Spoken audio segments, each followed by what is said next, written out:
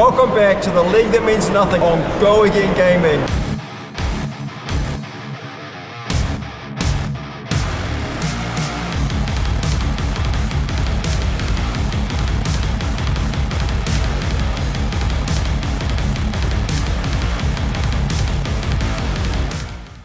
Welcome, ladies and gentlemen of the Flesh and Blood content universe. We are back with the league that means nothing. It's season 4, and we are in the matches that mean the nothingest because, yes, we've made our top 8 cut. This is the quarterfinal, and to celebrate this occasion, I've brought in yet another of my flesh and blood. This time, it is my lovely wife, Melissa Platts, who, unlike my sister back in round 5, I believe it was, has played a couple games of Flesh and Blood, has never casted one, though, and is probably not qualified to do so, but she's here. She's going to have a lot of fun. Hi, babe. What's up? It's weird that you said that I'm of your flesh and blood. That's bizarre. You think so? Yes. Okay, well, you're of my bonded by an age-old ceremony that really ties itself to land ownership and economic disparity. Yeah. Mm-hmm. Okay, great. Is that more accurate? It is, yes, thank you. It's kind of wordy, don't you think? Yeah, but flesh and blood's weird. Okay, fair enough. Flesh and Blood is weird. You've heard it here first, folks. The game that we all love, however, is called Flesh and Blood, so we're going to have to say it a couple more times. Melissa, this match is going to be against a Draconic Ninja and a Lightning Wizard. In the case of the former, I could be talking about a couple different people, but in this case, it's Cindra, Drakai of Retribution. In the second case, it's Oscilio all the way, because he's the only one that exists. You're grimacing. Why? Because I have never played as Oscilio or against Oscilio, so I don't really know much about that. Okay, well, you may be in for a really, really good time. That being said, let's just talk about the keywords you just heard. Draconic Ninja and Lightning Wizard. Do you have any predictions based on that? Lightning starts fire in forests. Okay, that is an interesting fact. Do you have any predictions about the match that we're about to see? That the dragon ninja is gonna burn up the lightning wizard. Okay, cool. I think I would probably predict that as well, despite the fact that I really like playing Oscilio and would love to see him triumph in this situation. Cindra kind of just puts out too much damage turn over turn for Oscilio to handle in any meaningful way, and if Oscilio just cannot line up that big combo turn, he can often succumb to the overwhelming deluge of Draconic Ninja chain links. She's just gonna throw a bunch of stuff at him, bunch of knives. Yeah, pretty much just knives. Only knives. Does she have other things she throws? Well, she doesn't really throw anything else unless she is being kind of a bad-mannered person. But these games are played over webcam, so it would be really hard for her to throw anything besides the kunai at Oscilio through the web ether. You've thrown kunai at our child before. I have, absolutely. Our child, by the way, is asleep, which means that the real kids in the house get to play and cast some games of Flesh and Blood. So cool. Say that again. We're so cool. Yep, you are right about that. Definitely cooler than other things I think we could be doing. We're going to get into the match in just a moment. It is going to be a screamer, believe me. That is why we're taking so much time to banter. Any way you slice it, it's going to be a fast match, and my wife has given her lock of the match to Cindra. I'm just going to go ahead and say Oscilio is going to take it because I'm an Oscilio Chad myself. And you just feel like arguing with me? Yeah, 100%. That is one of the tenets of marriage, if the game is to be believed. You know that book? No. Well, don't worry about it. It's long since irrelevant for myself and definitely irrelevant for you. It's about a guy who's teaching you how to pick up chicks. Oh, yeah. No, you don't need that anymore. No, I definitely don't. What I do need, though, is a screaming game of Flesh and Blood. So let's get on down to the virtual match floor. It's Shane Papp making his way into the quarterfinal with Cindra Drakai of Retribution versus Sophia Romao. I'm gonna go for it and say Sophia Romao is the last name pronunciation. 40 plays 36 because Oscilio is just so powerful he gets 4 less life to work with. Pain in the backside is the first attack on this combat chain. 3 go again, a head jab-like effect, but very different in its on-hit. On hit, target dagger will deal damage to the opposing hero and not destroy itself, which is very different than, say, flick knives or throw dagger or other flick effects that this Draconic Ninja is known for. That's going to get blocked out nicely by Current Funnel. Current Funnel fetch back to the hand for Sophia, thanks to Electromagnetic Somersault. The follow-up here is Brand with Cinderclaw. Shane Papp, not worried at all that Oscilio is going to be drawing up at the end of this turn, just wants to send as much damage as possible, probably because Oscilio has so many instances that he is very unlikely to be able to block everything that Shane is able to put out this turn. I'm just trying to keep track. Trying to keep up. There's a lot of damage that's already been going. Aren't we still on turn 0? We are still on turn 0. Only 1 damage has leaked through, though, thanks to the Flick Knives activation on Shane's side of the board. So 1 Kunai of Retribution is in the bin, but not for long, methinks. Ravenous Rabble is going to sneak through for an additional 4 here. Sophia taking a good amount of a licking on this turn 0, down to 31 already, and Blaze Headlong is on the combat chain, has yet to be answered, and Sophia taking it in stride. 27 life, but Sophia's getting a little bit of development done on their side of the board as well. Sigil of Lightning and Sigil of Brilliance are going to come down before Shane completes the turn. So Sophia has done a little bit of setup, despite the fact that they leaked a hefty amount of damage. That is what I was going to say. That, yeah, that's a lot of damage, but they've got a good setup for maybe next turn, and they get a full new draw up of hands, so brand new cards, maybe get some good combos going. And besides that little bit of setup and the refresh of the hand, Sigil of Lightning is going to produce an embodiment of Lightning token and give the next attack action card for Sophia Go Again on this turn. Sigil of Brilliance also pops and makes it so that Sophia gets to start off with a 5-card hand rather than 4. A quick activation of Oscilio Constella Intelligence is going to discard a Consign to Cosmos in favor of a fresh card. Sophia really wanting to put together a lot of pressure here, especially given the amount of damage that they took on turn 0. That was 9 damage that leaked through. Definitely not where you want to be when this is, by all intents and purposes, a damage race on both sides of the board. That would be correct. So Sophia's really hoping that she has some solid combos in her hands that she can start stringing together and get some damage moving, correct?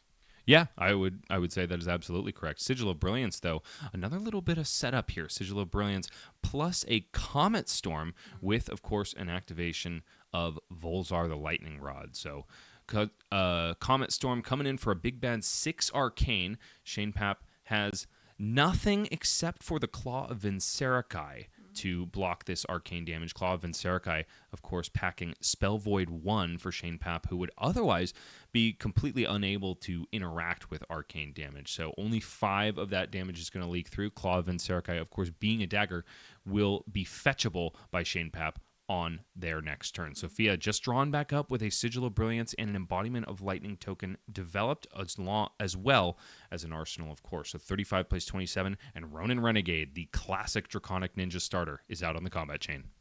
Can I say I'm very distracted by Sophia's playmat? It's very cool. Yeah, it's incredibly cool. And also that artist-proof Cindra Drakai of Retribution. That is not your standard Cindra right there. Yeah, okay. Sorry, that was I know, that was a side moment. It's okay to talk about pretty things. I'm just... Shut up. Whatever. Okay, so now it's Shane. Shane's going. That's correct. So 35 plays 26. Looks like damage... More damage should be leaking through. Oh no, the Comet Storm was blocked with by Sophia. So 1 damage leaks through thanks to the attack reaction of Ancestral Empowerment, powering up that Ronin Renegade above the blocking capability of Sophia by 1. Also draws a card for Shane Papp. I was going to say, so exciting. Drawing a card. Higher likelihood of getting a longer Draconic Chain. Indeed so. And Ancestral Empowerment doing exactly what it's designed to do. Replace itself, but also just leak a little point of damage over so that Mask of Momentum remains live. Blood Runs Deep is the follow-up here. 2 Go Again, but it will automatically flick the remaining kunai for Shane Papp. So 1 damage going to leak through here. Also continues the chain going for future Mask of Momentum triggers. So even though Sophia has attempted to block out both of these chain links so far, Mask of Momentum remains live because technically both of these links have hit. And a resource generated by Blood Splattered Vest on the flick of Blood Runs Deep means that this Hunt the Hunter is going to come in essentially for free. 5 damage, and also Sophia is now marked. So what do you think Sophia's strategy is here to try to break this up, defend against it, stop this momentum? Sophia is just going to try to save life as much as humanly possible until they can find themselves some disruption in the form of Mind Warp or the Nuts combo that Oscilio is known for. And then hopefully you can just blow Shane out of the water at this point. And we're seeing the strategy from Sophia develop itself before our very eyes. Fate foreseen out of the arsenal, a defense reaction, going to buy a little bit more time to find those all too important combo pieces. But we can assume with how much that Sophia has blocked that her hand was not the magic hand that was going to be the huge Oscilio turn that she's looking for. Likely not, especially when Blast to Oblivion is on the combat chain as a defending card, and Flash of Brilliance has not been utilized to bounce Sigil of Brilliance back to the hand. It's definitely not going to be a combo turn on this go-around for Sophia. However, they have shored up a ton of damage. Remember, they started at 27 life, and Shane Papp had himself a 5-card hand. Granted, he did park one in the arsenal for later, but, only taking 3 damage from a Cindra with 5 cards is not too bad as far as defenses go. Yeah, that was pretty solid considering how many cards were on the board on Shane's side. But I guess Sophia always had an answer of some kind in response. So it makes sense that there was only 3. So it's back over to Sophia now. Can they do something on the affirmative? They did draw a card thanks to Sigil of Brilliance. Oh, and this is a card that I love in Oscilio. This is Aether Spindle. 4 arcane damage is coming across to Shane Papp. For each damage that leaks, Sophia will be able to opt X, where X is the amount of damage dealt. In this case, it's 3, thanks to Claw of Vensericai eating 1 of the 4. Obviously, you would love to pump up Aether Spindle a little ways and opt a ridiculous amount of cards in order to dig towards your combo turn. But in this case, an opt of 3 is A-okay, especially when Sophia is putting 1 of those 3 cards on top and filtering 2 useless ones to the bottom. Your brain moves so fast, dear. You're keeping real. If my brain wanders for 2 seconds, I'm totally lost on what's happening. There's so much to keep track of here when these games move so quickly and you're not actually playing yourself. Thanks, babe. Yeah, anytime. That's a little self-esteem boost for me today. I appreciate you. That can't be the first self-esteem boost I've given you today. No, sir. Okay, that's good. not what I'm saying. Okay, It was good. just a nice one. Anytime, sure. It's back over to Shane Papp. 32 Catch me. plays 24. And Shane is without daggers at the beginning of this turn, which is usually a very tricky spot for Cindra to be. I would have to believe that Shane has a way out of this. One thing that is going to be helping him out is the fealty token generated on the previous turn, thanks to the mark that was generated on Sophia Romano by the Hunt the Hunter.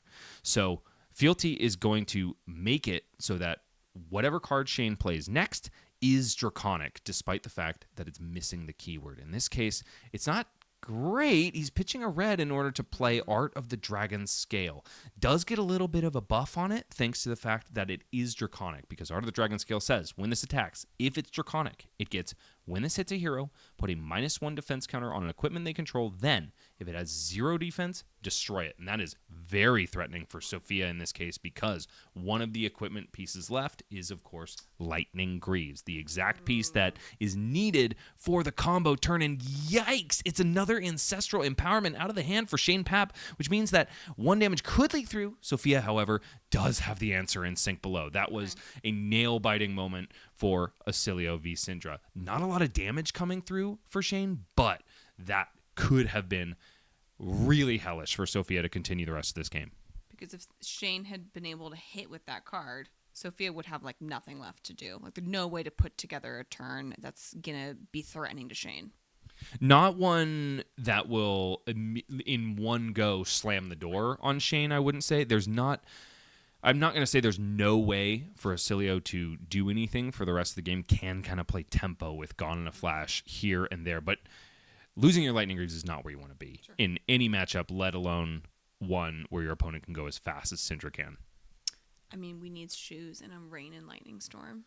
Yeah, 100%. Shoes. Lightning Storm is useless without shoes.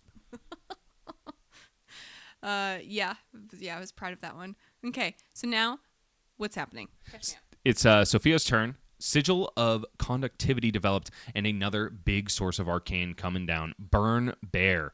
Amped up by 1 thanks to the resolution of Sigil of Conductivity. Sigil of Conductivity, huge in Oscilio decks, mainly because, not just because it is a sigil, an aura with sigil in its name, but it's one in this matchup that is almost never going to be removed. The only way to remove it from the battlefield is either to bounce it or for its arcane shelter clause to be triggered, which is essentially if you were going to be dealt arcane damage, which Cindra simply doesn't do, then it would leave the battlefield. That all being said, Sophia now essentially has a constantly free Volzar Lightning Rod for the remainder of the game.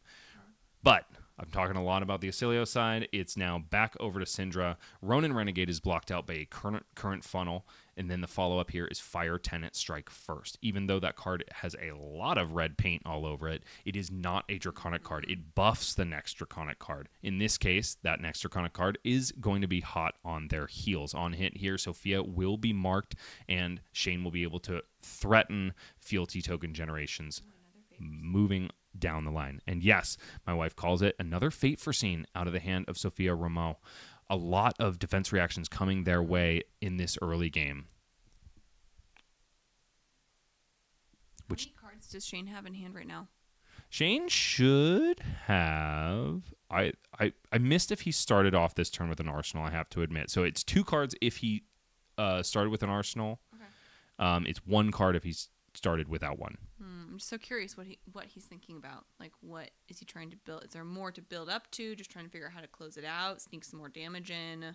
One of the things he's thinking about right now, almost assuredly, is is potentially buying back. Yes, he's pitching a red card from the hand to buy back daggers and then use the flick knives in the attack reaction phase. And that is because Sophia was able to block out the breakpoint on hot on their heels, so now the activation of Mask of Momentum remains live on this pain in the backside. So now it's completely heads up. Shane has no more cards in hand. In this case, Sophia has to have found another 3-block though. I totally should have guessed that about the flick knives. I knew that. That was the whole thing. They're in the graveyard. It's time to pull them back out. Time to throw them across the board. 100%, and that is exactly what happens for Shane. Also, another resource seems to have been generated. I'm not entirely sure why. Because the activation of Cindra should have only costed 1, which was paid for by the Oath of Loyalty. I'm not 100% sure where that second resource was put. But bottom line, yeah, Sophia is down to 15. We can already see that the door is very quickly closing on this game. Sophia's got to put something together. This is something that's going to help, though. Blast to Oblivion comes in for 4. When it attacks, the next time that Sophia plays an instant card, this chain link, Sophia will be able to bounce an aura back to its owner's hand. In this case, I know she's got to be eyeing that Sigil of Conductivity in order to generate an embodiment of lightning token to go a little bit wider on the next turn. And yes, the instant comes down, Sigil of Lightning going to buy back that Sigil of Conductivity. Unfortunately, doesn't have a source of arcane. Sophia's going to discard the Sigil of Conductivity in hopes of finding something else. What could it be? It's a Flittering Charge. Okay, this is a little bit more damage, but probably not the exact card that she was looking for on this turn. So is Cindra just too fast, or is this Oscilio just getting really unlucky? In general, I would definitely say that the Cindra versus Oscilio matchup is Cindra favored through and through. You need a little bit of time to set up as Oscilio when your combo pieces are essentially gone in a flash, a fistful of instants, and an arcane spell. That can be hard to weed yourself into, especially when your opponent is just going attack, attack, attack, constantly threatening scary on hits.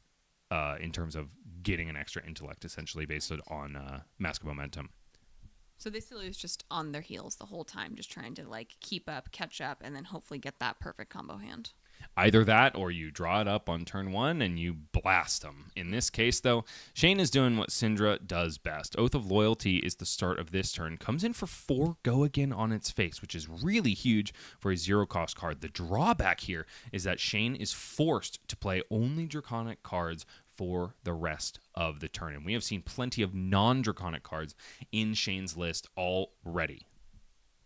What does that mean for us? It could mean that Shane is not able to put together the perfect turn with 4 chain links, etc. It could also mean that he draws something dead off of Mask of Momentum if Sophia allows him to get that far. In this case, Rising Resentment is A-okay because it says Draconic down at the bottom of its text box. It's also kind of threatening an on-hit here. Usually this is used as a Draconic starter, and you don't have to worry about the on-hit. In this case, if Rising Resentment connected, which it's not going to, thanks to the Mind Warp that was blocked with, it would have discounted a card from hand. In this case, it's a Brand with Cinderclaw, the last card in hand. Doesn't need to be discounted because, of course, it already costs 0. But Brand with Cinderclaw blocked out by 2 cards from hand for Sophia, which happen to both be attacks, so Electromagnetic Somersault played on that combat chain can fetch them back, and they can do more blocking later. Nice. I didn't know that could do that. That's very cool.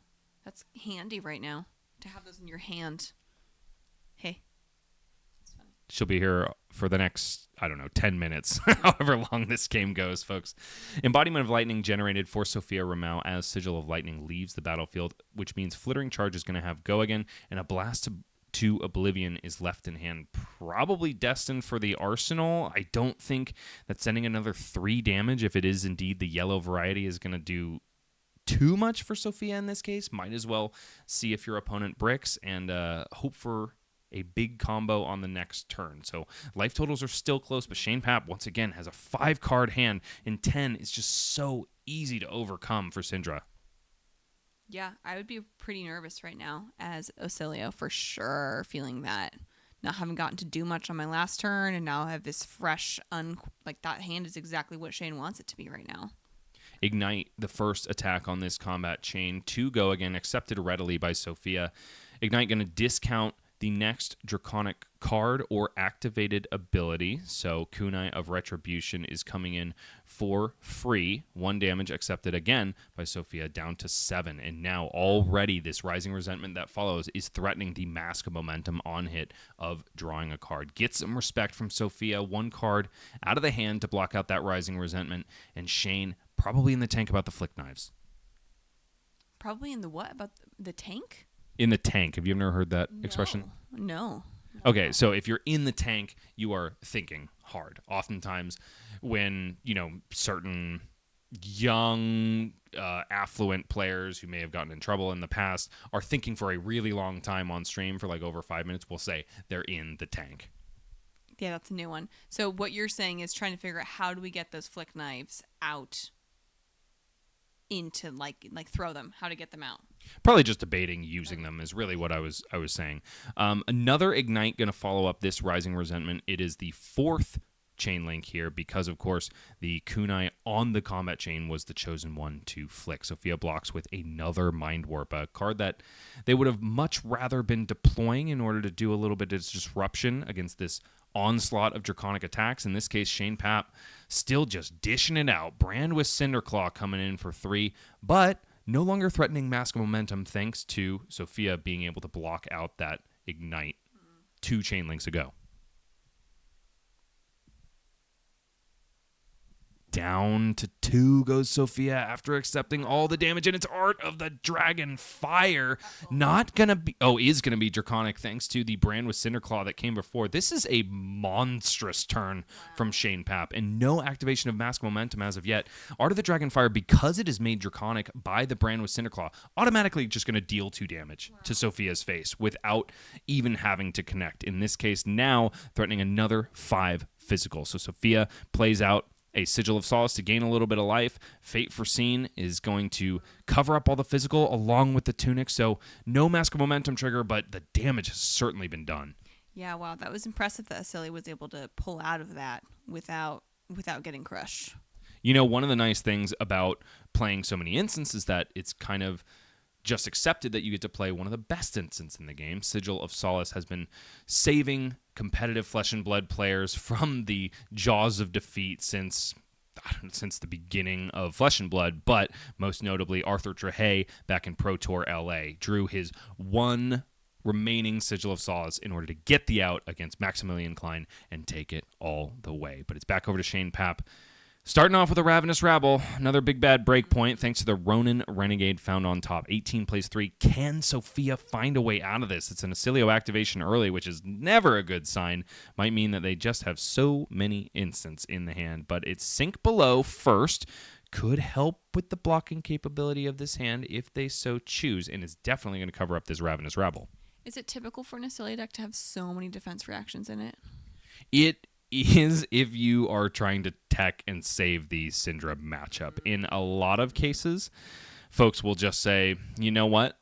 As long as I don't hit Cindra, I'm going to be happy into the rest of the field, and I'm going to sack this matchup. In this case, Sophia trying to do a little bit of tech and is surviving, treading water. It's another Art of the Dragonfire following up that Ravenous Rebel. This one much less threatening than the previous one because no Brand with Cinderclaw before it and no Fealty Token pop before it means that it is not Draconic. So that 2 uninteractable damage is not going to come through this time. What will come through, though, is a flick of the Claw of Vincerikai. Sophia descends down to 2. Has a card in hand and 1 in arsenal. Can they do anything against the unstoppable force that is Cindra? I don't know, man. 18v2. That just seems like a really tough place to try and figure out how to pull yourself out of. It is less than ideal. If Sophia was holding on to 5 cards, I could see a world where they could pull it out. That is, 18 is well within combo range for Oscilio, but that is just not the game state that we've got here. 17 plays 2, and even after Shane does, I would say 2 big stumble turns, it's still not looking good for Oscilio. Right. Yeah, no, I'm nervous for Oscilio. This game, it's a speedy game. Speedy game? Definitely speedy, but that is exactly what we expected with 2 heroes that like to go this fast. Aether Spindle is going to block the Ronin Renegade that starts off this combat chain. Hot on their heels, going to follow up. 3 go again, and of course threatening a mark on hit, but also death. So Sophia respects it with a card out of the hand, and the final copy of Ignite is to follow. 2 go again. Will also discount the next Draconic card played on this combat chain. First and foremost, Shane decides to activate Cindra Cry of Retribution in response to the Ignite, so that way the discount is not wasted when he's already getting something for free. Instead, the discount goes to Kunai of Retribution, comes in for 1 at the cost of 0 resources thanks to Ignite. 1 damage postured by Sophia, down to 1 they go, and this could be all she wrote, folks, because Flick Knives is just waiting to do some dirty work, but Blood Runs Deep might do it first. Sophia going to discard that last card and pray for another Sigil, I think. And there it is! Sigil of Solace out of the arsenal. Wasn't needed to be found off the top of the deck. So gaining 3 life is Sophia Romao, and then taking 1 and then taking 2 from the Blood Runs Deep. So it is nothing. Sophia extends the fist bump up into the camera, into our faces, and that is just about it. Yeah, that onslaught of constant damage just seems so tiring, and have to think about how to defend, which cards to use, just like endless thinking by Oscilio. Without a doubt, and honestly, endless thinking is what you can expect from really any wizard deck, but usually the wizard wants to be doing it in order to figure out how to kill you, not just to stay alive. Staying alive is something that wizards are not usually good at. And that was pure survival. Just how long can they stay present and alive? Exactly, and yeah, that we saw probably how 9 out of 10 Cindra versus Oscilio games go. We talked about it a little bit beforehand when we were doing some prep, and is this not what I prepped you for? That is what you talked about and what you said to expect. So like, what would have, besides just like a good draw at the beginning, like what would have made that game go better for Oscilio? Okay, so from like a tempo perspective, if you're not just drawing the nuts, there were some things that broke Oscilio's way. Number 1, there were 2 stumble turns by Cindra because in one instance, Shane was forced to go down to 0 daggers. That's never a good situation for Cindra. There were also a couple situations where you just didn't have Draconic starters and kind of had a resource base that was a little bit clunky. We saw 2 1-costs resolved just by pitching a red. So those things were going well for Oscilio. Okay. What could have gone better is combo disruption turn, like mini combo disruption turns. There was a card that was blocked with 3 times by Sophia called Mind Warp. That one does 2 arcane damage, but if it deals more than 2, your opponent has to shuffle their hand into their deck and draw that many cards -1. So you rip a card from your opponent, and you also say nuts to all that planning that you were doing for your turn while I was doing my thing. That would have been helpful that it happened for Sophia. Yeah, Mind Warp, honestly a good blocking card, but one that you would much rather be resolving, especially when your opponent is as aggro slanted as Cindra is. Fascinating. So, Melissa, after watching these matches, you have never piloted either of these heroes, right? I don't think so, but I don't think so.